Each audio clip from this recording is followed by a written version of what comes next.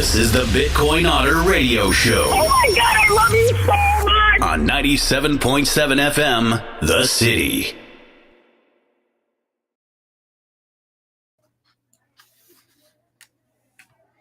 Greetings, blessings, and good fortune, everybody. It's another Thursday.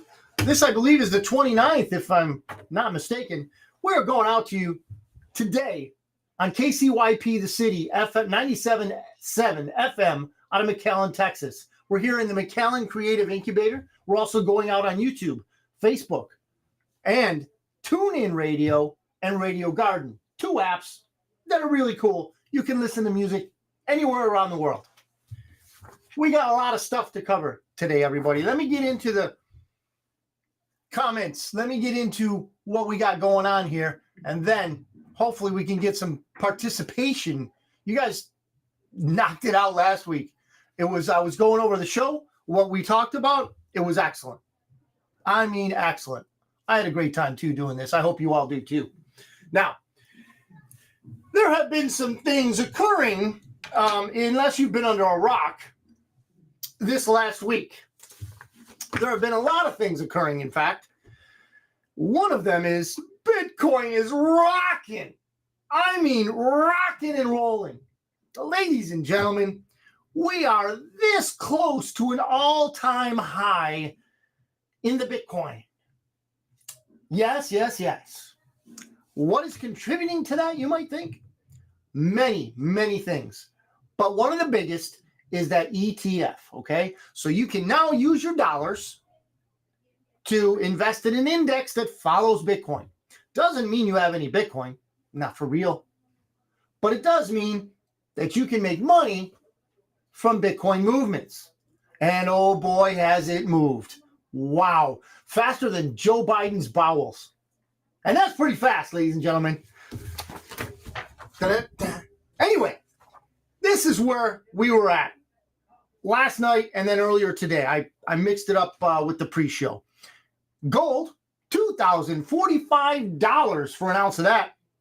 Silver, $22.69 is its suppressed price today per ounce. Bitcoin, just prior to the show, $62,000. 62.2 to be exact. I don't know where it's at right now. It fluctuates, as you well know. But, wow, that was... Guys, we are blasting off. Just before the show earlier today, probably about an hour before the show, I put a very interesting, I think it was a TikTok or YouTube, whatever it was. Doesn't matter. However, it was this gentleman explaining why Bitcoin is going the way it's going, in his opinion. I think he touched on where it might be, but pretty much everybody does that nowadays, right? Oh, Bitcoin's doing this, going to do that. And other, altcoins, they call them alternative to Bitcoin is an altcoin, okay? Oh, we got a bunch on already. We got Monica, Mike, Matt, Ian. Get it on, get it hot, says Ian. Marcos, and Biden says hello. He's in town. Yeah, close. He's in the valley. He visited Brownsville, Renee. Brownsville today. You know why he visited Brownsville? I bet you someone in the comment section could come up and say, hey, this is why he visited Brownsville. The fact of the matter is, Donald Trump was in Eagle Pass. Wow, we see a lot of people coming across in Eagle Pass. It's just amazing how many people are being invited. And I got a story, a couple, but one especially that's really going to, I know my sister Sue, she's not on yet, but it really, this bothers her, but I'm going to say it again. It'll frost your muffin. It really will. Because, wow, what they're doing is beyond what they've ever done before. They being the usual suspects. So, this is out of crypto news. Well, let me go into something that you might want to also hear about. It's average mortgage rate, right? So the 30-year rate is 7.25. No bueno. 15-year rate, 6.59. That's not good either. No. If you can avoid or wait to buy, get into a mortgage, you probably want to do that. If you got it all for cash, blammo, man. Land is a great great investment. Crypto news, and this is from Crypto News. Here's the headline. Bitcoin's market value overtakes Russia's ruble. I'll say that again. Bitcoin's market value overtakes Russia's ruble, enters world's top 15 currencies. You heard that right. Of the world's top 15 currencies, and we're talking nations, there lies Bitcoin. If you own Bitcoin, truly Bitcoin in your own wallet, not an ETF. If you own Bitcoin, then you could be considered to be your own nation, part of the Bitcoin nation. I know I am, and I'm proud to be so. Here, let me get on with this. Huge demand for Bitcoin from spot ETF investors. Remember, this is from Crypto News. Comes ahead of the Bitcoin halving in April. We'll get into that a little later.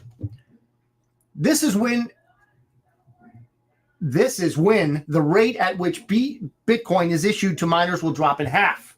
That's the halving. This is happening, I believe, in April. Reducing long-term sell pressure. That just means things are going to get better. Amid a demand surge and ahead of a supply shock, this gobbledygook, this financial stuff. I know. It's no wonder that Bitcoin's market value is surging. And the demand surge from ETFs could be about to accelerate further. Now, again, I must mention this. If you are a newbie to Bitcoin and someone says, wow, Bitcoin's at $62,200 a Bitcoin, you don't have to worry about shelling out 62 grand. No. You can buy 10, 15, 20, $100 of Bitcoin when you choose. For now, you can. Because I'll tell you what, the big boys are eating up Bitcoin. I'm not trying to feed any, fear of missing out, FOMO, but I'm just happy. I'm just happy that our bull market is starting and with a roar. Here's from Cointelegraph. U.S. government moved 922 million of seized Bitcoin after Bitcoin price broke 60,000. So even the U.S. government, those rascals, they are in on this because, well, they see this price movement as something that they want to get a piece of with somebody else's Bitcoin, of course. The United States government transferred $922 million worth of Bitcoin from two cryptocurrency wallets that held funds seized from Bitfinex in 2016. The U.S. government's transfers occurred the same day Bitcoin, at 62.2 at that point, breached 60,000 for the first time in over 2 years on February 28. Bitcoin rose 5.52% in the 24 hours leading up to it. And the world's first cryptocurrency is up over 20% in the past week. 20% in 1 week, ladies and gentlemen. 40% for the month. Reuters, they're not so happy because they're owned by the central banking system. Those usual suspects. John Lefko, how you doing? FJB, I agree. Wow, that's quite a statement. Sue's watching, and Jim. Awesome. Glad to see everybody here. We're going to talk about this FOMO thing again, because in Reuters, they say Bitcoin hits 60,000 as FOMO, fear of missing out, rally gathers pace. London, what a, I don't know if you knew this, but London is actually, London proper is not a city. It's a 1 mile square territory owned by the usual suspects. You guessed that, though, didn't you? Just like Washington, D.C. and the Vatican. Not owned by the countries that, host these locations, these locales. But I digress. Bitcoin hit 60,000 on Wednesday for the first time in more than 2 years as a flurry of capital into new U.S. spot Bitcoin exchange traded products fueled a 42% rally in February. 42%. Chihuahuas. Which would mark its largest monthly gain since December of 2020. I forgot Dad. Dad's watching. My dad's watching, everybody. He's amazed at the fact that his son's on a TV, a big head on the big screen. Hi, Dad. So, Gizmodo says, Bitcoin surges toward all-time high as everyone forgets what happened last time. See, Gizmodo's going to going to throw a little shade on the Bitcoin here. Coinbase users reported a mass outage Wednesday morning, with some even complaining on social media that their account balances currently read zero. Remember, this is an exchange called Coinbase. For you new guys and gals, Coinbase is an exchange. Remember, we got to be aware of exchanges. If you're going to trade your Bitcoin for another coin, do that and then run your crypto right back to your own personal wallet. That's what I would advise. But again, I don't have a tie on, so I'm not a financial advisor in any way, shape, or form.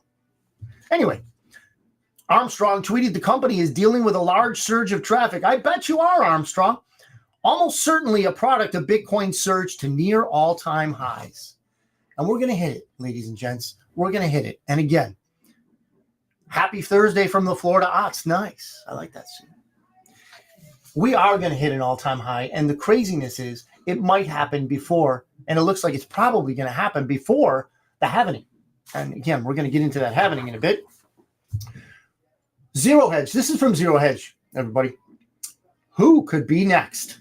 Top Canadian pension fund sells Manhattan office tower for $1, sparking fire sale panic. So there's a Manhattan office tower out there, and it got sold for $1. Why would someone do that? And it's a Canadian pension fund. Apparently, as maybe it'll be here now. I don't know if I copied it, but the Canadian pension funds were on a roll, on a rip. They decided that they were going to invest in commercial real estate. But yeah, CRE, commercial real estate, is not doing so well, ladies and gents. It's not doing well at all. It's about as difficult for people investing in commercial real estate nowadays as it is for your resident to make it up the stairs on an airplane. And we know how difficult that is for him. So let me continue on here. New York, during the inflationary surge of the late 70s and early 80s, was a mythical place where one could purchase a Park Avenue penthouse for $1 while assuming the copious debt, of course. So it's kind of like somebody saying, hey, I'll sell you this brand new vehicle I bought. I can't afford it. You take over payments. Only this is a piece of real estate that nobody wants to rent. Yeah. Now, thanks to the brutal bear hug of the highest interest rates in 40 years and the ongoing CRE, commercial real estate crisis, those legendary days have made a comeback to the Big Apple core, if only in the realm of commercial real estate for now. See, they're even waiting for the next shoe to drop. So, here's a good one. Trump and Joke Biden hold dueling border visits. Has anyone popped up on why? Brian, good to see you, Nick. Hey, Nick, how you doing? What do we got? Matt saying, Otter, don't forget 10% for the big guy. Yeah. So that means Biden would get a dime of that real estate thing, right? Yeah, 10%, if my math is right. Danny, good to see you.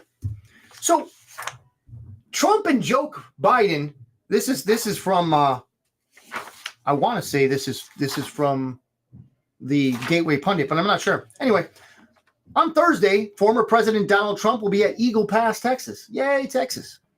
Where he'll visit with the residents and community leaders to discuss the complete disaster at the border caused by you-know-who.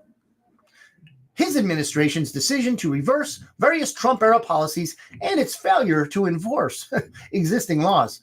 Now, I want to go on a little sidebar here. Ladies and gents, you don't need funding, per se. We've already got that. We're paying Border Patrol agents to do this job.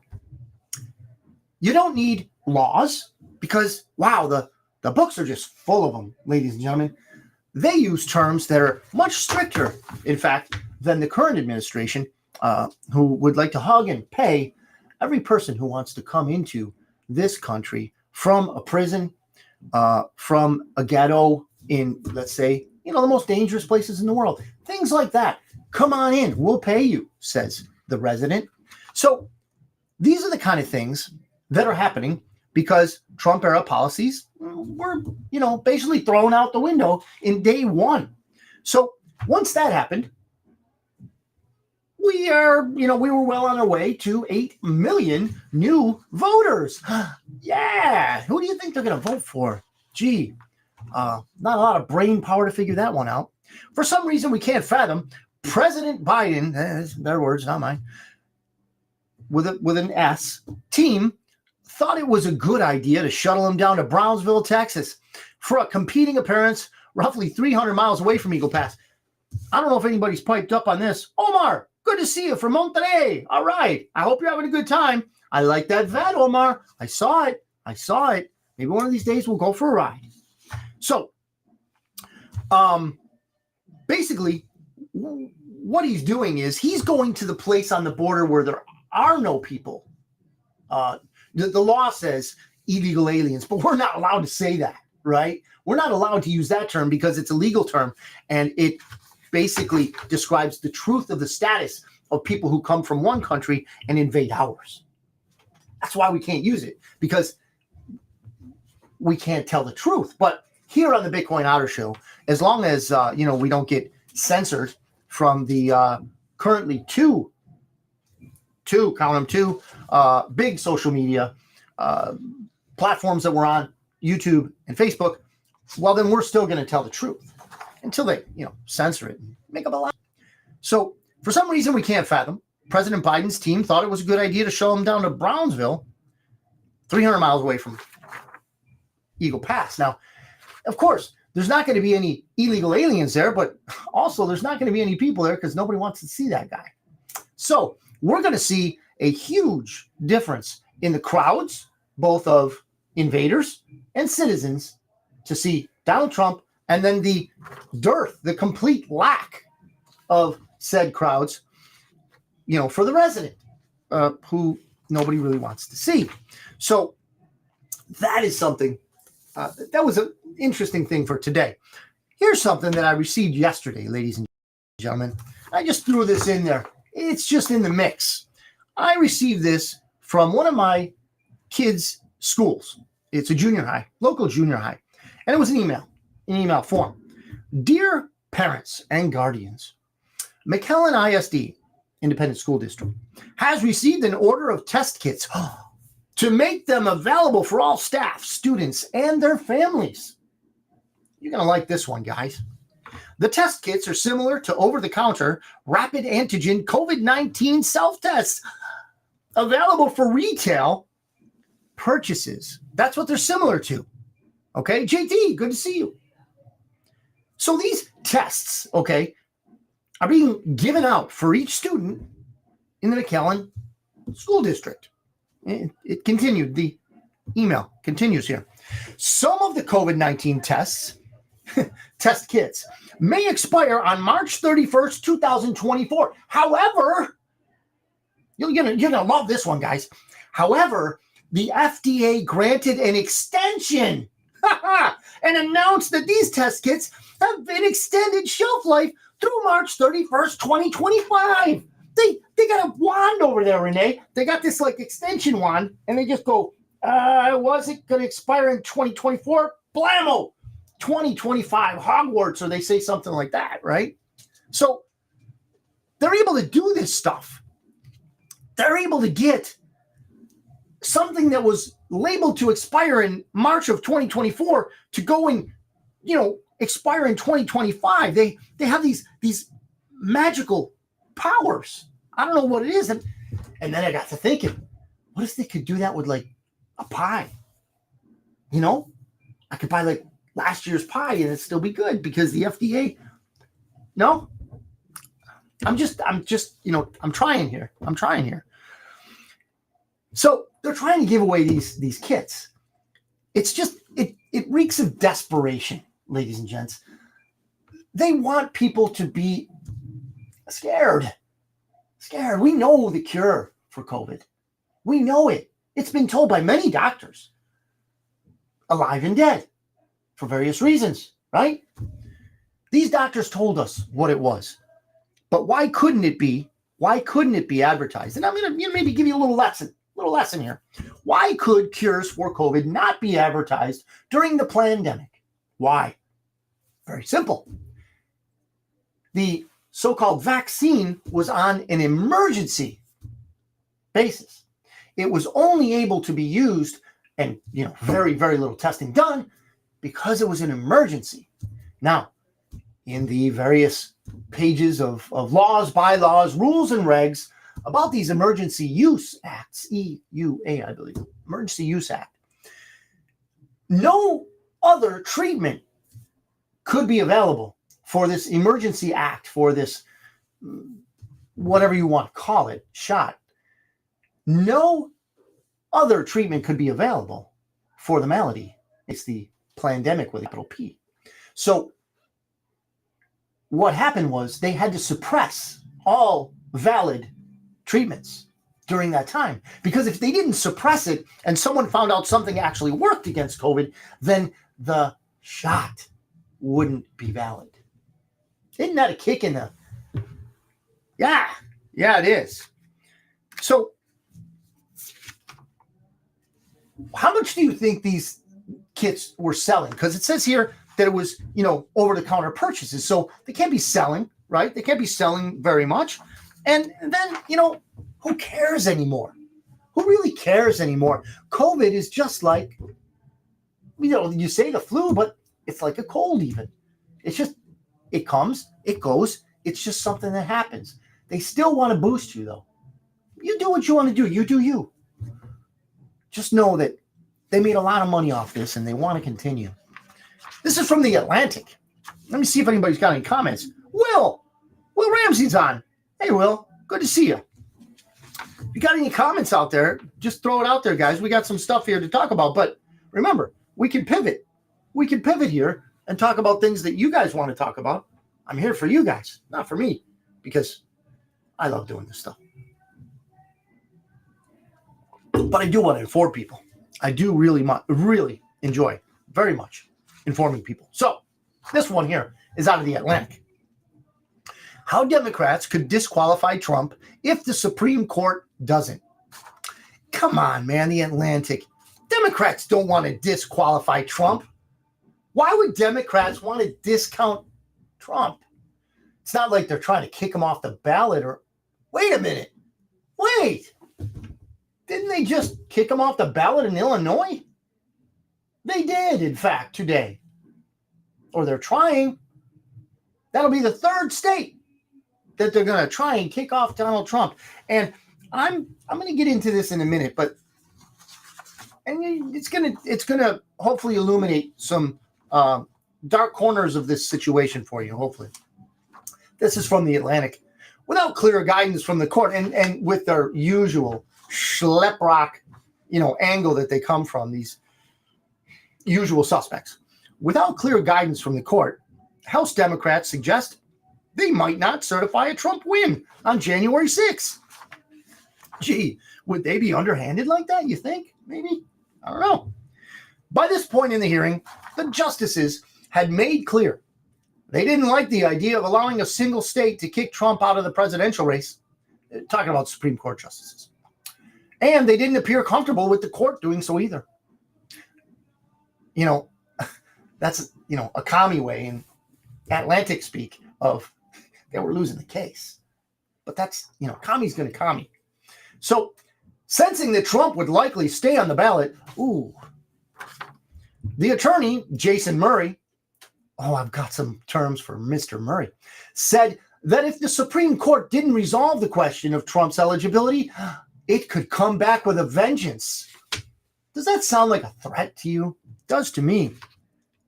After the election, when Congress meets once again to count and certify the votes of the Electoral College. So basically, Mr. Murray is saying that they're going to throw a wrench in stuff. They're going to throw a wrench in the gears. Our founding documents set up what is called the Electoral College, which is based on, loosely explained, based on the population of each state and representation based on population, so forth, as opposed to a strict democracy, which really is not a good thing. So what they want to do is they want to mess with the Electoral College. They just want to screw with it. So Eric Cantu's watching. Sue says, now they're selling the drugs for slowing down the effects of COVID. Yeah, they're making the hand over fist these people are making. I did not see the side effects, but I can only imagine. They probably could end you up on a cold slab somewhere if these side effects are anything like the solution they gave us, the final solution they gave us in what they call a vaccine. So, Murray, listen to this. Murray and other legal scholars say that absent clear guidance from the Supreme Court, a Trump win could lead to a constitutional crisis in Congress. A constitutional crisis in Congress. Wow, says Murray and other legal scholars. You know what you can do with those legal scholars, Murray? You know what you can do, Murray? I think you know where I'm going with this. The Democrats would have to choose between confirming a winner, many of them believe is ineligible, and defying the will of the voters who elected him. Isn't an election all about the will of the voters, Murray? Murray, scum, the voters, the people run this country, not you and your scholars. No. So how is it that there's going to be a constitutional crisis in Congress? I'll tell you how it is. Commies going to commie.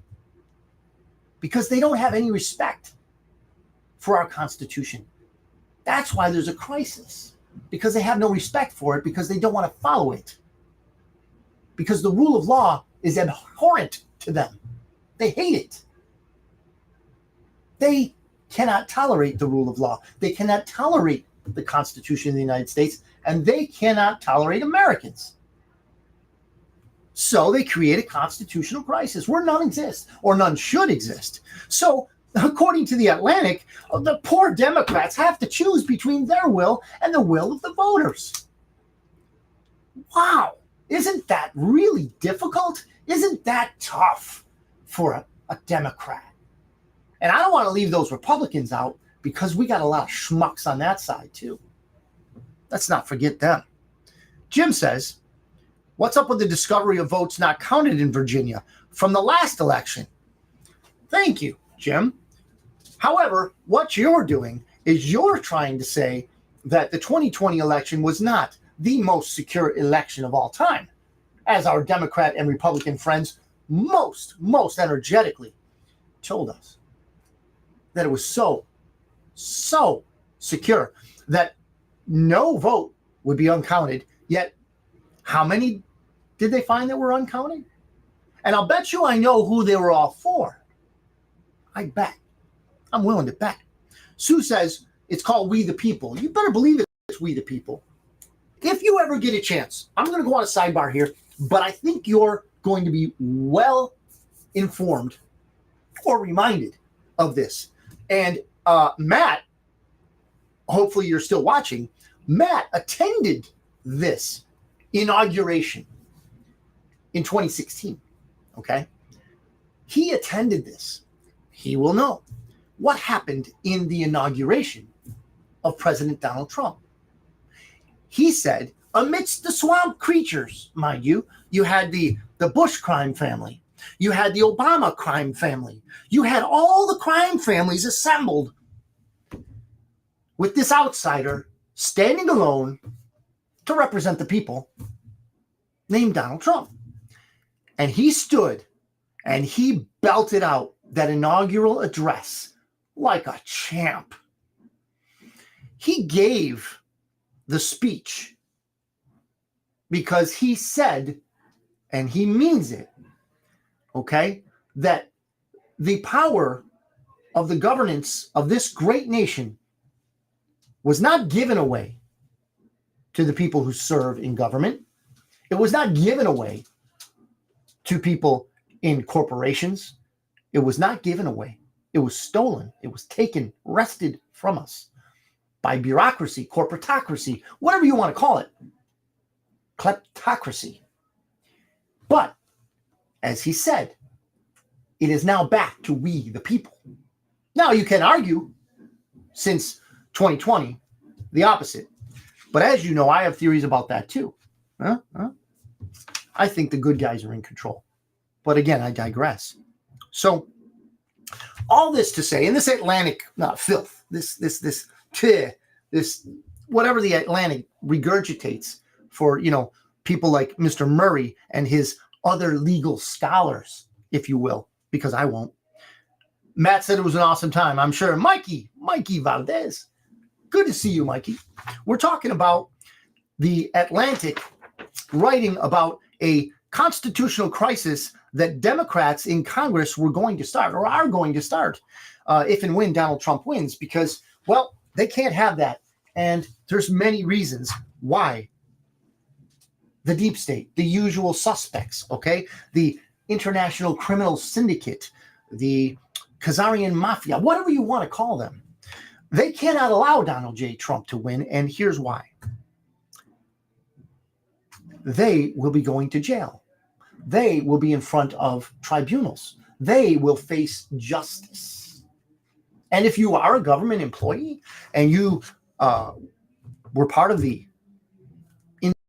insurrection, if you will, and we're not talking about the cover-up op on January 6th. That's the cover-up op. Okay? The insurrection was November of 2020. The cover-up op was January 6th, 2021. Okay? So that's something different. But if you were part of, maybe you were a vote counter that, told everybody to go home because of a broken pipe and pulled off all those ballots because you could, because it was rigged. If you did that, well, then you're treasonous. And you're going, hopefully, up to a tribunal sometime soon after the next inauguration. But we'll see what happens. So they cannot allow Donald J. Trump to win. They can't. They're going to do whatever it takes. They're going to ensure that there is electronic voting, mail-in voting, ballot harvesting. And as we see here by this Murray guy and his other legal scholars, they're going to refuse to confirm the votes that we voted, that our representatives in the electoral process stand and confirm our votes. They're not going to allow our votes because, well, as the Atlantic says, the will of the Democrats is against it. I would wager also that the will of the Republicans are against it too. We got guys like Mitch the McConnell. Yeah, guys like him. Yeah, and we got this real tool named Cornyn here in Texas that we need to get rid of too. We got a lot of tools, okay, around.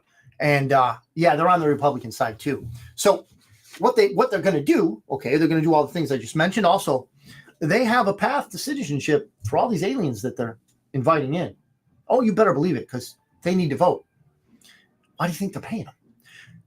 Fake charges and indictments. They got tons of those. All the way to your Fannie, they have those. Fannie Willis, ladies and gentlemen. This is an example of these fake charges and indictments. And Peekaboo James, don't forget her. To discourage him and make him quit.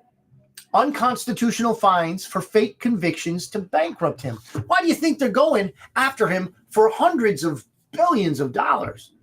It's just hundreds of millions, right? They're almost at $1 billion. They're almost at $500 million now.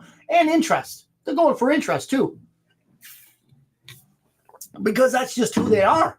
That's what they do. Again, commie's going to commie. What you got, Renee? Apparently, the Supreme Court is poised to reject efforts to kick Trump off the ballot over the Capitol riot. In case that didn't come through the mic, so apparently the Supreme Court is poised to not allow him to be kicked off. Yeah. Correct? Yeah, to reject the effort. Yeah, so they're poised to actually uphold the Constitution because here's the fact of it.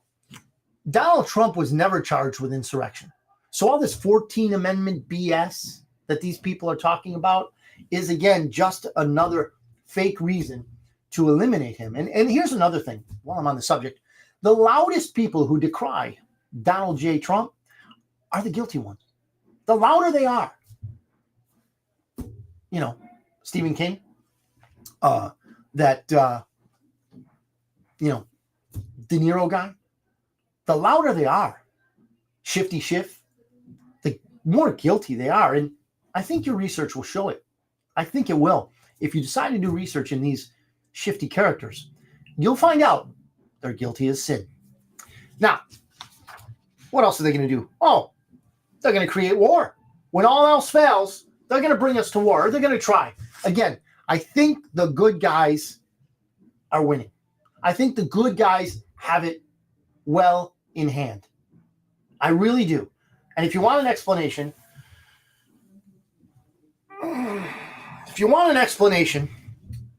bitcoinotter.media@gmail.com. I'll let you in on it all because you should be the arbiter of truth in your mind. Not these yahoos, other scholars, all that mess. You be the arbiter of truth in your mind. Jeff was on the phone. Sue says, what would your solution for the vote be? Besides the obvious that people not be corrupt. Yeah, of course. Trying to see this all, Sue. Because we know that would never happen. Oh, yeah, sure. That would never happen. You know what? That's a good question, Sue. But I think that's going to be taken out of everyone's hands. And here's how I believe that's going to happen. I believe that things are going to be so dire that the war drums will be beaten so loudly that Plandemic X or whatever is going to come out. Heck, we've had solar flares, right? We've had solar flares being blamed for that AT&T cellular, cyber attack, whatever it was. We've had Chinese interference being blamed for that. So what I think, and I'm not the only one to think this, there are other people who are in the know, if you know what I mean. That 17th letter thing, Matt, that believe that this is going to be, these issues are going to be mitigated forcefully by circumstances.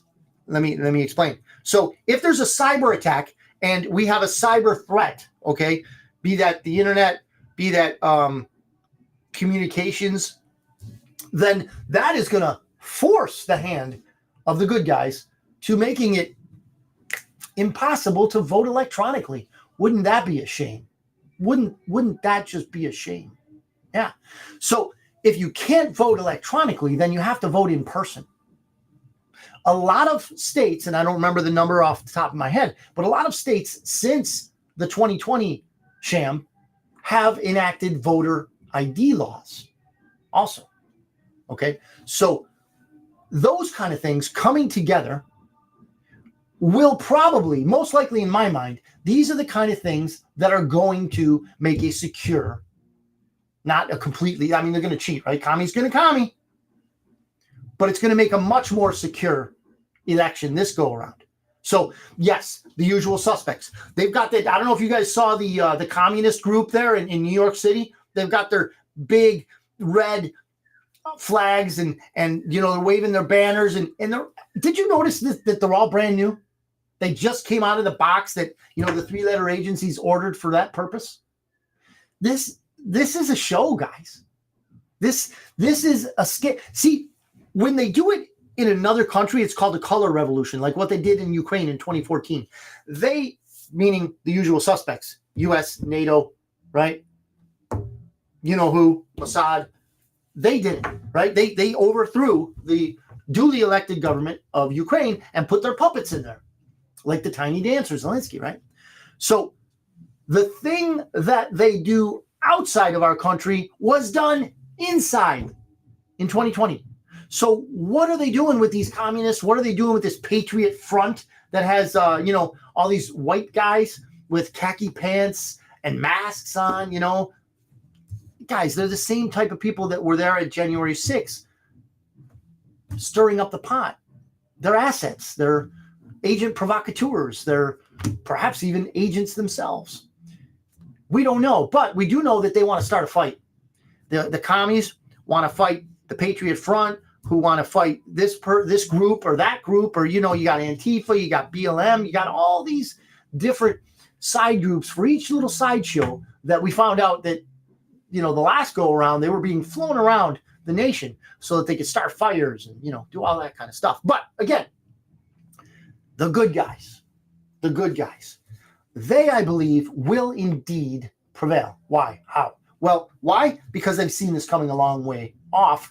The good guys are the guys that are in the military. They're in the intelligence venue, if you will. They've seen all these communications. What do you think, ladies and gents, the Space Force is all about? Do you think we have, spaceships going to Andromeda? No, we don't. As far as I know. Of course, they're not going to tell me, right? But the Space Force controls the satellites, the communications in those satellites. When Donald Trump says, we got them all, he means it. Because the Space Force was put in during his administration. They have all of the communications that basically set up the insurrection in 2020. So what we have before us now is a fix in the making. But here's the thing, everybody. So Sue says, Eileen, good to see you. Sue says, do you realize the name of my voting location is called Red Level? Are you serious? Red Level. Wow. Interesting. So the thing about this what I call fix and what it is that I believe the good guys have a grasp on, which is, regained operational control, strategic control of our government, is that we see all this panic because the bad guys are forced to do this, forced to come out into the open, okay? All of these criminal cases, these fake indictments against Donald Trump are crumbling, not just because they're not based off of law, not just because they're fake and contrived and, cheap, not just that, but the team that brings these forward is a group of criminals in each case. So we're seeing them being exposed in each case. Georgia, New York, Washington, D.C. Every one of these cases is going to be exposed, and all the criminals involved in it are going to be exposed, a la Fannie and Nathan Wade. That's just the first one that's really blowing up. We're going to see Peekaboo James and her crew exposed also. Ladies and gents, yes, it seems like they're hammering Donald Trump heavily, and they think they are. But in reality, this is his campaign. This is Donald Trump's campaign. You see, if they can do it to him, what do you think they want to do to us? If they can do that to a billionaire, to a guy who's already been president, what do you think they'll do to you? You think that they would stop? Do you think that they would be afraid? Do you think that they would, not do it? No. They would go even further and without even a thought. And they have. Look at what they've done to the January 6 people who were just walking through the Capitol that the Capitol Police opened the doors and invited them in for. They're in solitary confinement, some of them, going on, I think, 2.5 years now. It's crazy, ladies and gentlemen. They're political prisoners right in our own country. But the fact of the matter is, I believe, and if you want to know why, if you want more information, I would love to give it to you. bitcoinotter.media@gmail.com. I'll give you links. I'll give you videos. I'll give you articles. You ask for it, I'll send it to you, okay? I don't ask anyone to believe me. I would like you to do your own research because I have, and you might come up with different perspectives, but I think you'll see what I'm getting at once you look at these situations. For instance, these court cases that have been ginned up. Thank you, Pepe. So, this is another one. Oh, you're going to love this one. We're almost, wow, this hour goes fast. I'm having a great time. Joe Martinez, the owner of the station, reminded me a while ago that I forgot. But the halfway point is where I'm going to tell you guys where you're listening to this broadcast from. This is KCYP The City, FM, 97.7 FM, out of McAllen, Texas. We're here in the McAllen Creative Incubator, and we're going out on YouTube. We're going out on Facebook, and we're going out on TuneIn and Radio Garden. Now, this other one here. Woo-hoo. Newsweek. Oh, what a bastion of whatever. Mar-a-Lago sale notice from 1981 outrages Trump supporters. Gee, Newsweek, I wonder why that would get us pissed. Let's read. Supporters of former President Donald Trump voiced outrage at a 1981 sale notice for Mar-a-Lago after Judge Arthur Engoron, this guy reminds me, I guess it rhymes with Sauron, Engoron, very similar in intent also. Valued the Florida estate at $18 million, says Engoron, right? Because he's a guy who wears black robes every day. He's obviously an expert in real estate. On Thursday, a 1981 sales notice from the New York Times. There's another reason, guys. Just a little segue. When you see rags, useless, disgusting rags like the New York Times, admitting things like this, the good guys are running this. They have to be, because otherwise the New York Times would never come up with truth. They don't deal in truth. What they deal in is propaganda. What they deal in is slander. What they deal in, I have other words, but not fit for radio. So the New York Times reemerged on social media, sparking a fresh wave of criticism from Trump supporters. As it notes, you're going to love this one, guys. You're going to love it. This is New York Times. That Mar-a-Lago was priced at $20 million in 1981. So this Engoron says it's only worth $18 million, okay? 18 to 27, they said, right? Or 26, whatever their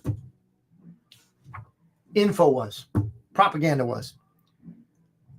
In 1981, ladies and gentlemen, it was priced at $20 million. They got the ocean on one side. They've got mar, right? Spanish for sea. Mar to the lago, right? And they have there's a lake on the other side. And in the middle is this resort. And this guy, Engoron, says it was only worth $18 million. It's just another thing for you to realize that these are bogus indictments. Now, the Gateway Pundit says, you're going to like this one too. Not. Ben Bergquam, this guy, he is a guerrilla reporter, guys. Ben Bergquam, Laura Loomer, and Lara Logan. Okay, these people are doing. They're independent, but that's the only way you can do journalism anymore. Otherwise, you're a sycophant, a cuck for the usual suspects. So Ben Bergquam reports from Darien Gap. Okay, that's Panama. That U.S. is funding processing centers. That the U.S. This is from the Gateway Pundit. That the U.S. is funding processing centers in South America and flying illegals into America before they reach the border. So now the usual suspects are flying them in, not even having to cross rivers, not even having to anything. Marcos, come on. Good to see you, brother. Pooh, thank you. You were right on that one. I wanted to say something along those lines, but I didn't. So this is, again, the Gateway Pundit. This is not the Bitcoin Otter. This is the Gateway Pundit saying these things just so everyone there on Facebook Landia doesn't, get upset and say, hey, that guy's off his rocker. I mean, I am, but I'm not saying it. The Democrats are now hiding the crisis at the southern border by meeting illegals halfway and flying them into the United States. Do you think if you or I got stuck in Panama that we'd get a flight home? I don't think so. Real America's Voice correspondent Ben Bergquam is on a fourth escapade through the Darien Gap, where he discovered 15-acre facilities that the United States is using to process and smuggle illegals into the United States. You can't make this stuff up. Before they even reach the border, the Darien Gap is known as the world's most dangerous route for illegal immigration into the United States between Colombia and Panama. Well, it's a lot safer now when you fly right over it. On your dime. On your dime. The numbers at the border go down, but the numbers that are going into our country go up, Berquam reports from Central America. Oscar Blue Ramirez added, when they get to every port of entry from Central America and South America, they will be categorized now as refugees and asylees, saying the great replacement theory is not a theory anymore. You're going to be replaced if this continues, ladies and gentlemen, because you know what? You're not the kind of people they want. You have a mind of your own, and that's a shame in communism. In fact, much an executable shame. Ryan, good to see you. Haven't seen you in a while, brother. Good to see you. Jeff says, I know I should not say this, but now it's very, very close to militia times. Block me if needed. Oh, Jeff, I don't agree with that. And I appreciate your opinion. I love opinions. My personal opinion is that's not needed, because we're going to go back a little bit, maybe 10 minutes in the show, and I want to assert my opinion. And it is an educated one. I might not be educated, but my opinion is, and that educated opinion is, and I can give you evidence. Again, bitcoinotter.media@gmail.com, bitcoinotter.media@gmail.com. I will put you on the short track to the best rabbit hole you've ever gone down. So I do believe that the good guys are in control, and that means the military. Okay? The legal military, as Donald Trump says, not the TV generals, the ones in high heels, not them, okay? It's the real generals they have control. And let me give you an example of evidence for that. And you may or may not agree. Do you remember in 2021, after the 2020 election inauguration of the current resident Joe Biden, after that, they sequestered the White House in barbed wire, concertina wire. They had bulldozers on the front lawn, putting berms up, all that stuff. They had the National Guard in parking garages, and they were feeding them stale pizza. Yeah, our veterans, they had these. Why did they do that? Why do you think they did that? I'll tell you why. Because they were the insurgents. And they were afraid of the counterinsurgency that they thought was imminent. They believed the good guys were coming in to raid what was theirs, meaning the good guys, our White House. So what they did was they hardened it to the best of their ability. It wasn't actually hardened, but it was fortified to some extent. And what they really wanted to do was create the optics, because they still do own the fake news. They still own mass media. They still own cameras everywhere. And they pay people many, many millions of dollars to lie, to propagandize you and me. If we watch TV, if we're so foolish to watch TV news, they're going to propagandize us. Same with newspapers, et cetera, et cetera. So the fact of the matter is, they thought the good guys were coming to get them, and they were going to film it. And they were going to broadcast to the good people and not so good people that are in the United States of America that, hey, Donald Trump is trying to retake the country in a coup. That's why they did what they did. Okay, Otter, you might be asking yourself, why didn't the good guys do that if they're in the right? Because they're smarter than that. Because they're smarter than that. They need the people. We need the people. Donald Trump wants the people. Yeah, he does mean tweets and he says things that people think are mean, and it might offend some people, okay? But the fact of the matter is, Donald Trump needs the people. He's a people's president. He doesn't just want Republicans. He doesn't just want conservatives. He wants every American. But first, every American, as many as possible anyway, need to wake up. Smell the coffee. Con cachetada, con mano mojada. For my Spanish-speaking friends. So they need to wake up. We need to wake up. Then they'll know And how do you wake up a person? How do you tell them the truth? When you tell someone the truth about something, what usually happens? If it's not according to the programming, their eyes glass over. They think you're a nut and they want you to go away because you're telling them things that they cannot encompass in their small paradigm because they've been institutionalized. Americans have been institutionalized, and Europeans institutionalized throughout their whole life. How do I mean by institutionalized? We sit in institutions here in America in rows, and we get called on at school, and we get right answers and we get wrong answers. Nowadays, there's no such thing as a test where people write in the answer because they know it. They're told what the answer is and given 3 or 4 choices. No others. Okay? So we are institutionalized. And if a set of criteria or data are placed in front of us that don't compute with the programming that we've had rammed up our psyche, our whole public educational life, we're going to just throw it out. And we're not going to be around the person that presents these ideas to us either. So if you can't tell the person, if you can't tell the people the truth, how do you get through to them? You show them. You show them at the gas pump. You show them at the grocery store. You show them on their computer when they're trying to make the friggin' nut every single month because the money won't go. You got to pay your electric bill. You got to pay your water bill. You got to pay your car note. You got to pay insurance. Have you seen what's happening to insurance rates? They're showing the people because you can't tell people the truth.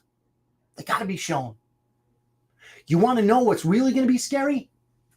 When they try to take us to war and they're going to threaten to draft our kids. And not just your sons. Daughters are fair games too now. They're fair game. Besides, how do you even define a woman if you're not a biologist? So these are reasons why I believe the good guys are in control. Yeah, it doesn't seem that way. It seems chaotic, and to some degree it is, right? And it's going to get worse. 2024 is going to be a roller coaster, ladies and gentlemen. It's going to be wild, but it's pretty simple. You just find out what God's side is, because that's the winning side. And you get on it. You get on God's side. And you just ride his coattails to victory. That's my strategy. You know, I'm certainly not a strategic thinker. You know, I read the script. It's called the Bible. So I read it and I'm like, oh, God wins in the end. I'm in. You know, I don't have any deep thoughts on my strategy, you know, at the moment. I have had them, but I can't come out with them. It's just a fact that God's going to win in the end. He's a winner. So you stick on his side. Oh, man. You know, the path and all that. So I do believe, and I'm an optimist, right? I do believe that the good guys have this well in hand. And I do believe that we're going to be just fine. But we're going to go through some dark times, ladies and gents. We're going to go through some dark times, right? And it's not like the bad guys don't tell us either. What was that sham of a movie on Netflix? The Tomorrow Never Come. What was that movie on Netflix that Obama produced? Where they had the power outage. Anybody know that? Jeff says that's what he's saying. Yeah, we would. Whenever you want to come down, Jeff, you just come down from Michigan. Man, you got a crazy governor there. But what was the name of that movie? Anyway, there was a movie that Obama put out. I don't know if you know this, but he's like the content manager or whatever for Netflix. Whatever. So he came up with this movie about a cyber attack or a power outage, and just things went crazy. And, you know, it was more division. You know, he got racial in it and all that kind of stuff. So he basically wants to split people up and tell everybody that there's really no hope for you once this occurs. Then we have another Hollywood, I guess, production, if you want to call it that, called Civil War coming up. I don't know. It's going to come out, I don't know, a few months. Anyway, this is Hollywood. And if you know anything about their agenda, they're owned by the same suspects that run the banking system who own government. So these people are projecting what's going to happen because it's on their script. It's written, but the good guys know the script. Okay, please, let's not think they don't. So what the deal is that they are telling us what they're going to do. See, because these people are very religious. Their religion is Satanism, of course, but they're very religious. Now, according to the religion, in order for them to escape karma for their actions, they must tell the victim what they're going to do before they do it. So you see those things, and you may or may not have seen the 9/11 stuff where the Simpsons announced 9/11 before it happened. You see it on the bill. You fold the $20 bill a certain way. You get two towers with the smoke and all that. Anyway, various measures of projection regarding what it is they're going to do to us. So that's what they're doing. They want to do these things. They want a civil war. They want all this because they don't want one person. They don't want Donald Trump. And you don't have to like Donald Trump. And I'm not. How would you say? Go ahead, Renee. What do you got? I think you're talking about the Leave the World Behind. Leave the World Behind. Thank you very much. That's the fiasco that Obama and Netflix made. Leave the World Behind. Yeah. So you don't have to like Donald Trump. And I do not. I won't say that I endorse. I mean, that's a word that I can't use because that action, that verb, the verb action, okay, the action nuance to the word endorse for a few different reasons that I'll tell you in a couple of years. I can't do it. I can't endorse Donald Trump, but I can tell you who I'm voting for. And I think you know. So what I'm getting at in total is that we are prepared. I hope you guys have extra food for, power outages or whatever. Remember my four, because I'm not a financial advisor. I only have four things that I believe are solid: gold, silver, real estate, if you got enough money, and Bitcoin.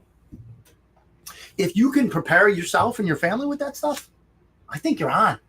I think you're right there. Food, water, extra water. Hopefully just a few days. If you have the money to get a generator, do that. Jeff backs Trump. That's good. Tammy says hi. How you doing, Tammy? Good to see you. So as I close out, we're going on an hour now, and man, this goes fast because I really enjoy this. I didn't know that about a year and a half ago when we started this.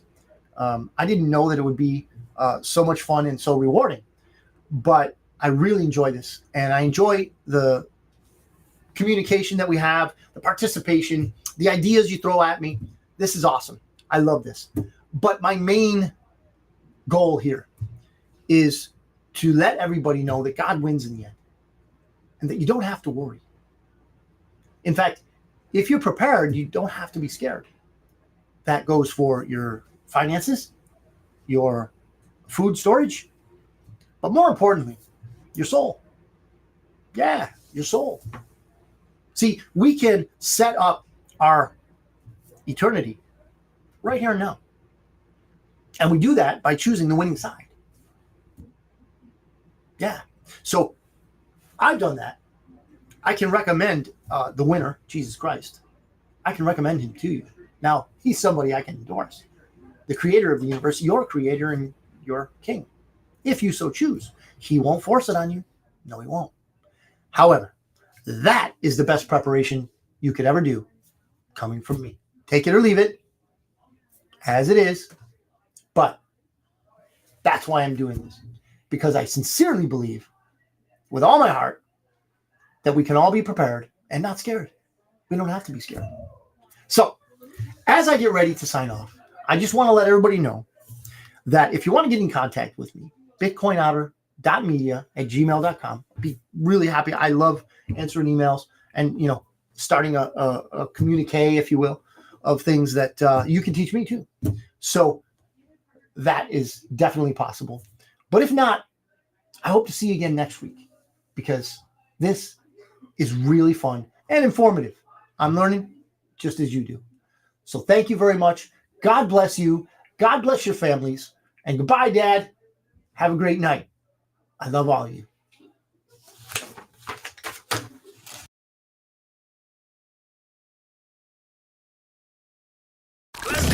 This is the Bitcoin Otter Radio Show Oh my God, I love you so much. on 97.7 FM.